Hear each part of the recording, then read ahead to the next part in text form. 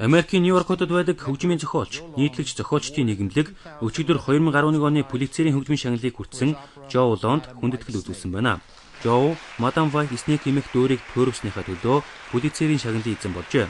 Би энэ шагналыг хүртэн гэж төсөөлж байсангүй. Гэхдээ энэ шагналыг хүртсэн анхны хятад гаралтай Америк хөгжмийн зохиолч болсноороо бахархаж байна гэжээ. Мөн тэрээр өөрийн ихнэр хөгжмийн зохиолч Чен Yi Пулитцерийн шагналыг өөрөөс нь өмнө авна гэж бодож байснаа ч нуугаагүй байна.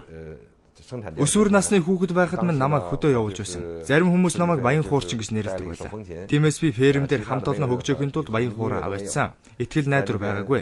Би өдөр бүр хүнд хүчээр ажил хийгээд л хөгжим байхгүй зөвхөн баян хуураа л тоглоно. Харин өнөөдөр би хөгжмийн зохиолч профессор болсон. Би хөгжмөөр Пулитцерийн шагналыг хүртсэн анхны Аз гаралтай Америк хүн. Надад үнэхээр гайхалтай мэдрэмж төрж байна. Би Америк хүн гэдгээ хятад гаралтай Америк хүн гэдгээ мэдэрч байна. Би үүгээрээ бахархаж байна. Хөгжмийн зохиолч Жо Улооны дуур хятадын нэгэн домгоор сэтүүлсэн бөгөөд Бостон болон Бээжин хотын театруудад тавигджээ. Жо 1953 онд Бээжинд төрсөн. Харин хятадын соёлын хувьсгалын үеэр гэр бүл нь хөдөө нүжээ.